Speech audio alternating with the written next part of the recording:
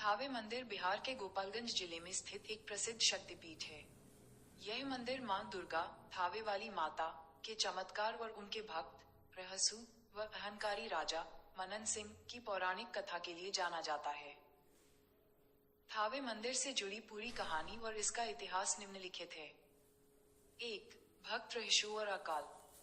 पौराणिक कथा के अनुसार प्राचीन काल में थावे क्षेत्र में चेरो वंश के राजा मनन सिंह का शासन था। उसी दौरान थावे में रहसु नाम का एक गरीब किसान और माता का परम भक्त रहता था।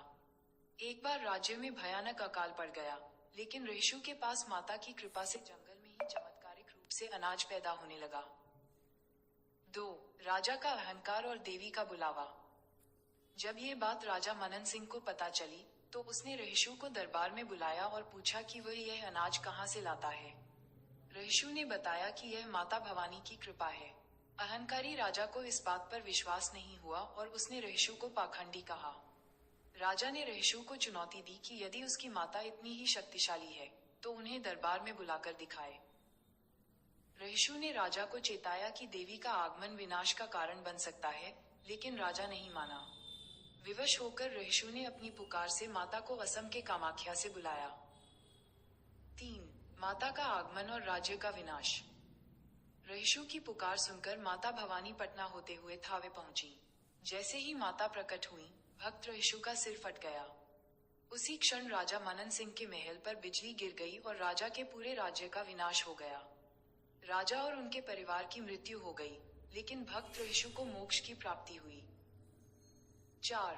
मंदिर की स्थापना।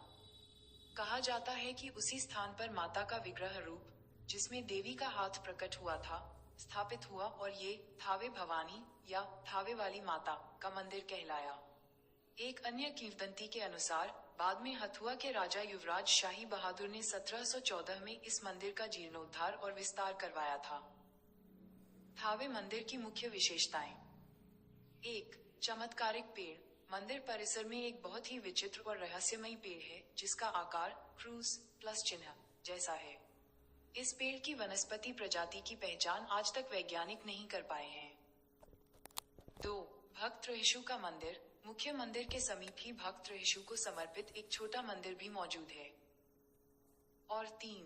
मेला। यहाँ चैत्र, मार्च, अप्रैल और शारदीय, अक्टूबर, नवरात्र के दौरान भारी संख्या में श्रद्धालु आते हैं। लोग अपनी